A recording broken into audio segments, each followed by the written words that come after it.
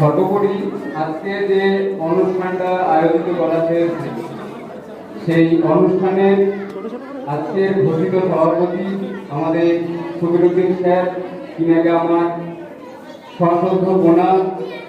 আমাদের চুয়াপাড়া দশরথ কল্পনা educational হাবের president অর্থাৎ সভাপতি মনোজ স্যার, তিনাকে আমার আন্তরিক শুভেচ্ছা এবং অনুপস্থিত সেক্রেটারি স্যার, যিনি আজকে আমাদের স্কুল এবং হাবের উন্নতির জন্য রাজ্যে রাজ্যে ছুটে বেড়াচ্ছেন, তিনাকে আমার শতকোটি প্রণাম। পাশাপাশি আমার শিক্ষক যিনারা রয়েছেন ডিএড গ্রেডের, তাদেরকেও আমার প্রণাম এবং আমার কলিগ যারা রয়েছে তাদেরকে আমার সম্মান জানাই। পাশাপাশি আজ থেকে একেবারে আমার শিশু লগ্ন থেকে আজ পর্যন্ত আমি যেমন ভাবে আমি যাদের থেকে শিক্ষা অর্জন করেছি সবাইকে সম্মান জানিয়ে এবং সর্বোপরি আমার স্নেহের ছাত্রছাত্রী তোমাদের আন্তরিক শুভেচ্ছা এবং ভালোবাসা জানিয়ে আমি আজকের দিনের কিছু কথা বলতে চাই। তোমরা সবাই জানো আজকে ডক্টর সর্বপল্লী রাধাকৃষ্ণনের জন্মদিন। তো আমরা যদি বলতে যাই তাহলে দেখবো যে সাধারণত 1962 সালে প্রথম ডক্টর সর্বপল্লী রাধাকৃষ্ণনের কিছু অনুরাগী ছাত্র তিনারা এই শিক্ষকের উদ্দেশ্যে তার জন্মদিন পালনের জন্য তিনার কাছে যান। তো ডক্টর সর্বপল্লী রাধাকৃষ্ণন তিনাদেরকে তার জন্মদিন পালনের থেকে প্রতিটি শিক্ষক শিক্ষিকার প্রতি তাদের প্রতি যাতে সঠিক সম্মান দেওয়া যেতে পারে সেই উপদেশ তিনি দিয়েছিলেন। তো এইখান থেকে সাধারণত এই 5 সেপ্টেম্বরের শিক্ষক দিবসটা পালনের সৃষ্টি হয়। আর এটা আমরা জানি যে শুধুমাত্র আমাদের ভারতবর্ষে 5 সেপ্টেম্বর শিক্ষক দিবস পালিত হয়, কিন্তু আমরা অল ওভার ওয়ার্ল্ড যদি দেখতে যাই তাহলে দেখবো যে সাধারণত শিক্ষক দিবস 5 অক্টোবর পালন করা হয়ে থাকে। এর পাশাপাশি আমরা যদি দেখতে যাই যে আজ থেকে 1888 সালে এই 5 সেপ্টেম্বরে তামিলনাড়ু রাজ্যের এক প্রত্যন্ত গ্রামে ডক্টর সর্বপল্লী রাধাকৃষ্ণন এক অত্যন্ত ব্রাহ্মণ পরিবারে জন্মগ্রহণ করেন। তার পরিবার সত্যি একেবারে দুর্দশার মধ্যে ছিল। আজকে আমরা ডক্টর সর্বপল্লী রাধাকৃষ্ণন নন শুধু তিনি একজন রাজনীতিবিদ, তিনি একজন গণিতবিদ, তিনি একজন দার্শনিক। তো এর পাশাপাশি তার পরিবার এতটাই হতদরিদ্র ছিল, যেমন তোমাদের সেক্রেটারি স্যার অর্থাৎ সনাতন স্যার তোমাদেরকে তার জীবনের অনেক কিছু কথাই তোমাদের সামনে তুলে ধরেন, ঠিক একই রকম ভাবে এই ডক্টর সর্বপল্লী রাধাকৃষ্ণনের আমরা যদি জীবন কাহিনী পড়তে যাই তোমাদের আমরা যারাই পড়ি না কেন তার একেবারে জন্মলগ্ন থেকে, তাহলে আমরা দেখবো সত্যি তার জীবন কতটা কষ্টের মধ্য দিয়ে অতিবাহিত হয়েছে। তো এরপর আমরা যদি দেখতে যাই তিনি প্রথম তার অ্যাকচুয়ালি আর্থিক অবস্থা থেকে শুরু করে সমস্ত কিছু দিক থেকে পিছিয়ে পড়ার জন্য আমরা জানি যে সাধারণত আজকে আমরা সবাই সায়েন্স আর্টসের কোনো সাবজেক্ট হয়তো আমরা ভ্যালু দিতে জানি না, কিন্তু এই ডক্টর সর্বপল্লী রাধাকৃষ্ণন আমরা দর্শনের মতো একটা সাবজেক্ট, যে সাবজেক্টটাকে দেখলে আমরা কোনো কিছু মনে করি না, কিন্তু ইনি প্রথম মাত্র 20 বছর বয়সে অধ্যাপকের পাশাপাশি তার লেখা প্রথম প্রবন্ধ ছাপানো হয় এবং তারপর থেকে গোটা পৃথিবীব্যাপী এই ডক্টর সর্বপল্লী রাধাকৃষ্ণন একজন দার্শনিক হিসেবে খ্যাতি অর্জন করেন। এরপর 1931 সালে আমরা যদি দেখি তাহলে দেখবো যে সাধারণত ব্রিটিশদের দেওয়া ব্রিটিশ নাইট টুডে উপাধি তিনি পান। এরপর আমরা যদি দেখি তাহলে দেখবো 1954 সাল তিনি ভারত রত্ন পুরস্কার পান। তো আমরা সাধারণত এই সংক্ষিপ্ত আকারে ডক্টর সর্বপল্লী রাধাকৃষ্ণনের জীবন কাহিনী দেখলাম। এরপর আমরা যদি তার একেবারে জীবন কাহিনী থেকে শুরু করে আমরা বর্তমান সমাজ একটু দেখতে যাই তাহলে দেখবো যে সাধারণত আজকে একটা শিশু তার মা জন্ম দেয় ঠিকই, কিন্তু একজন অভিভাবকের দায়িত্ব পালন করে এবং আমাদের এই বিশাল সুন্দর ভুবন সম্পর্কে জ্ঞানের আলোয় আলোকিত করতে সাহায্য করে। আজকের আমাদের সমাজের প্রধান মূল মেরুদণ্ড তিনারা হচ্ছেন শিক্ষক শিক্ষিকা। তো এই শিক্ষক শিক্ষিকাদের দ্বারাই আজকে আমাদের এই পুরো পৃথিবী কিন্তু নির্ধারণ করে থাকে সঠিক পথে যাওয়ার জন্য।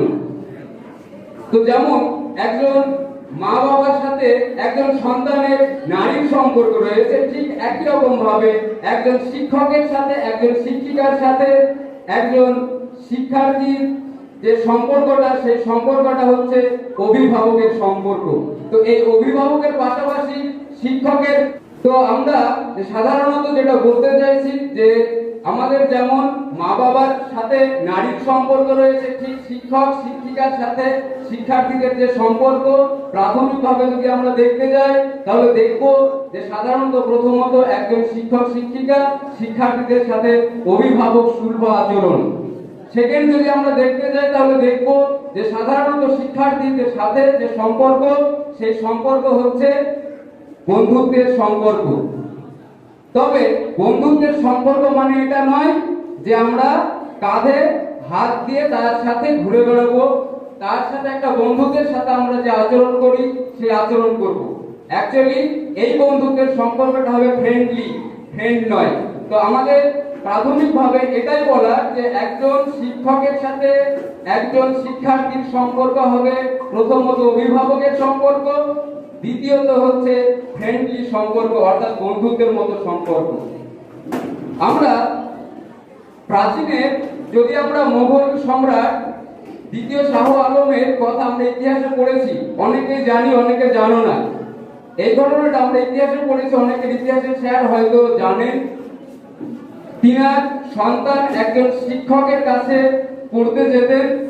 তো একদিন এই দ্বিতীয় শাহ আলম তার সন্তান কিভাবে শিক্ষা অর্জন করছে তিনি একজন দেখতে গিয়ে দেখেন যে তার সন্তান অর্থাৎ একজন সম্রাটের সন্তান একজন শিক্ষকের জল ঢেলে দিচ্ছে পায়ে। এই ঘটনাটা দ্বিতীয় শাহ আলম দেখেন এবং দেখার পর নেক্সট দিন অর্থাৎ পরের দিন সেই শিক্ষককে রাজ দরবারে ডেকে পাঠান। শিক্ষক সত্যি ভয় পেয়ে গেছিল প্রাথমিক দিকে যে একজন সম্রাটের সন্তান সে কিনা একজন শিক্ষকের পায়ে জল ঢেলে দিচ্ছে, একটা ভয় পাওয়ার ব্যাপার স্বাভাবিক এসেই থাকে। তো তিনি খুব সাহসের সাথে রাজদরবারে গিয়েছিলেন এবং যাওয়ার পর তিনি দ্বিতীয় শাহ আলম যেটা বলেছিলেন যে আপনার কাছে আমার সন্তানকে দিয়েছিলাম সত্যিকারের মানবরূপী সন্তানের জন্য, কিন্তু আপনি সত্যি সেই সন্তানকে মানুষের মতন মানুষ করে তুলতে ব্যর্থ। কেন ব্যর্থ? কারণ তিনি চেয়েছিলেন যে একজন শিক্ষক সেই জায়গায় থাকবে যেমন তার বাবা মা যে জায়গাটাতে থাকে। তো সেখানে তিনি দ্বিতীয় শাহ আলম শিক্ষককে বলেছিলেন আপনি আমার সন্তানকে শিক্ষা দিতে ব্যর্থ, কারণ আমার সন্তান আপনার পায়ে কেন জল ঢেলে দিবে আর আপনি কেন নিজের হাত দিয়ে সেই পা ধুবেন। এইখানে তিনি যেটা বলতে চেয়েছিলেন সেটা হচ্ছে আদর্শ শিক্ষার্থী। এটা দ্বিতীয় শাহ আলম তার শিক্ষক অর্থাৎ তার সন্তানের যে শিক্ষক সেই শিক্ষককে বলেছিল। আজকে যদি আমরা বর্তমান অবস্থা দেখতে যাই তাহলে দেখব যে সাধারণত শিক্ষক এবং শিক্ষার্থী এদের মধ্যে একটা বিরাট বড় ভাগ বা বিরাট বড় একটা দূরত্ব কিন্তু তৈরি হয়েছে। শিক্ষকদের প্রতি যে সম্মান সেই সম্মানটা আজকে হয়তো দেওয়া হয় না। তার জন্য শুধুমাত্র যে শিক্ষার্থীরা দায়ী এটাও কিন্তু নয়, আজকে শিক্ষার্থীদের পাশাপাশি শিক্ষকরাও কিন্তু বিশালভাবে দায়ী। আমরা যদি আজকে দেখতে যাই তাহলে দেখব যে সাধারণত আজকে অনেক শিক্ষক শিক্ষিকা রয়েছে যিনাদেরকে কোনো শিক্ষার্থী হয়তো মানসিকভাবে পাশাপাশি শারীরিক ভাবেও কিন্তু টর্চার করে থাকে বা শিক্ষার্থীর কিন্তু সম্মান তেমন ভাবে দেওয়া হয় না। এটা যেমন শিক্ষার্থীদের একটা বিশাল বড় ভুল, ঠিক একই রকম ভাবে শিক্ষকদেরও অনেক দোষ রয়েছে, কারণ আমরা সবাই জানি এক হাতে কখনো তালি বাজে না। তো এই শিক্ষার্থীরা সম্মান না দেওয়ার পিছনেও অনেক কারণ থাকতে পারে। যেমন ধরো একজন শিক্ষক তার না জানা অনেক কিছুই ক্লাসে প্রদান করা, অনিয়মিতভাবে কোনো শিক্ষার্থীকে টর্চার করা, তাদের সাথে সুলভ আচরণ সেটা না করা। এক কথায় আমরা যেটা বলতে পারি সেটা হচ্ছে যে সাধারণত আমি যেটা বলতে চাইছি সেটা হচ্ছে যে একজন শিক্ষক তার শিক্ষার্থীর সাথে যে আচরণটা করবে সেটা হচ্ছে একজন শিক্ষকের যে শিক্ষার নীতি, যে শুল্ক আচরণ, সেই আচরণের দ্বারা যাতে শিক্ষিকা বা তোমার শিক্ষার্থীরা প্রভাবিত হতে পারে, সেই আদর্শে একজন শিক্ষককে তৈরি হতে হবে।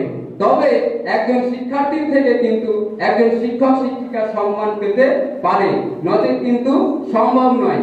তাই আজকে এই জায়গাটা থেকে আজকে শিক্ষক শিক্ষার্থীদের দূরত্ব কিন্তু অনেকটাই বেড়ে চলেছে। আমরা যদি আরো উদাহরণ দিতে যাই তাহলে দেখবো যে সাধারণত একটা যেমন গাছের ডালে একটা পাখি যদি বসে, অ্যাকচুয়ালি গাছের ডালে বসে থাকাটা কিন্তু সেই পাখিটার আদর্শ অবস্থা নয়। আদর্শ অবস্থা কি? তার ডানার উপর নির্ভরশীলতা, অর্থাৎ তার নিজের প্রতি আত্মবিশ্বাস। ডাল ভেঙে পড়লেও সেই পাখি যাতে নিচে না পড়ে, তাই সেই পাখির আত্মবিশ্বাস যেটা, সেটা হচ্ছে নিজের ডানার প্রতি। ঠিক একই রকম ভাবে একজন শিক্ষার্থীকে তেমন ভাবে আত্মনির্ভরশীল হতে হবে, অন্যের প্রতি নির্ভরশীল নয়। তাই নিজেকে এমন ভাবে তৈরি করতে হবে যাতে অন্যের প্রতি নির্ভরশীল হয়ে না থাকতে হয়। তো আমার এতটুকুই বক্তব্যের মধ্য দিয়ে আমি লাস্ট যেটা বলতে চাই সেটা হচ্ছে ডক্টর সর্বপল্লী রাধাকৃষ্ণনের অনেক বাণী রয়েছে, তার মধ্যে একটা বাণী খুব ছোট্ট, সেটা হচ্ছে একজন মহান ব্যক্তি যেমন আমরা সবাই তার আদর্শ নিয়ে চলতে যাই, তো তার আদর্শ নিয়ে চলার জন্য আমরা কিন্তু তার একেবারে উঠে আসা, যখন আমরা সামনে তাকে পাই, তার ফলটা যখন আমাদের সামনে আসে একজন ভালো মানুষ রূপে, আমরা সেই আদর্শটাকে আমরা ধরতে পারি। কিন্তু সেই আদর্শ মানুষটা সেই জায়গাতে পৌঁছাতে অতীতে যে তাকে কতটা কষ্ট করে উঠে আসতে হয়েছে, সেই জায়গাটা হয়তো কেউ একবারের জন্য ভাবে না। ঠিক একই রকম ভাবে একটা খারাপ মানুষ, তার আমরা খারাপ দিকগুলো ভাবি, কিন্তু তার ভবিষ্যতে যে আরো অন্য কিছু বা আরো অনেক ধরনের তাদের থেকে আমরা শিখতে পারি, সেই আশাটাও কিন্তু আমরা করতে পারি। তো এইরকম অনেক রকম ডক্টর সর্বপল্লী রাধাকৃষ্ণন বক্তৃতা দিয়েছেন বা তার অনেক আদর্শ মতবাদ সম্পর্কে আমরা জেনেছি। তো সর্বোপরি যাই হোক, তোমাদের প্রতি আমাদের সমস্ত শিক্ষক সমাজের থেকে আমরা তোমাদের আশীর্বাদ করি। তোমরা ভবিষ্যতে আরো নিজেদের প্রতি আত্মনির্ভরশীল হও এবং নিজেদের জেদ এবং আত্মনির্ভরশীল হয়ে নিজেরা নিজেদের লেখাপড়া শুরু করো। আমরা জানি যে লেখাপড়ার পাশাপাশি সবকিছুই দরকার, কিন্তু সেই দরকারটা যাতে সীমা অতিক্রম করে না যায়, তাই আমাদেরকে আজকের দিনে এই ডক্টর সর্বপল্লী রাধাকৃষ্ণন, যেমন আমরা শিক্ষক দিবস পালন করছি, অ্যাকচুয়ালি এই দিনটা হচ্ছে তার জন্মদিন। তাই আজকে আমাদের দিনে সবাইকে শপথ নিতে হবে যাতে আমরা তার মতো একজন আদর্শ শিক্ষক হতে পারি। কারণ আমরা জানি আমাদের পৃথিবীতে সর্বোচ্চ সম্মান বা মর্যাদার একটাই পদ, সেটা হচ্ছে এই শিক্ষক। শিক্ষকের উপর দিয়ে কোনো মর্যাদা বা সম্মানের কোনো পদ নেই। তোমাদের হয়তো অনেক ধরনের আশা আকাঙ্ক্ষা রয়েছে, ডক্টর ইঞ্জিনিয়ার থেকে বিভিন্ন ধরনের, কিন্তু একটা জিনিস মাথায় রাখবে, সেই ডক্টর ইঞ্জিনিয়ার হতে গেলেও তাকে কিন্তু একজন শিক্ষকের আদর্শে আদর্শিত হতে হয়। তাই শিক্ষককে তোমরা সবাই একই রকম ভাবে তোমরা কিন্তু সম্মানের পাশাপাশি তাদের থেকে যতটুকু জানার তারা অবশ্যই জানবে। কারণ একজন শিক্ষকের কাজ সব সময় জ্ঞানের ভান্ডার থেকে কিছু বিলিয়ে দেওয়া।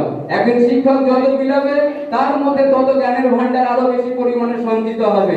তাই তোমাদের প্রতি আমি আশা রাখবো এবং আজকের দিনে তোমাদের প্রতি আমি আশীর্বাদ করি যে তোমরা ভবিষ্যতে নিজেরা মানুষের মতো মানুষ হও। এই বলে আমি আমার সংক্ষিপ্ত বক্তব্য শেষ করছি।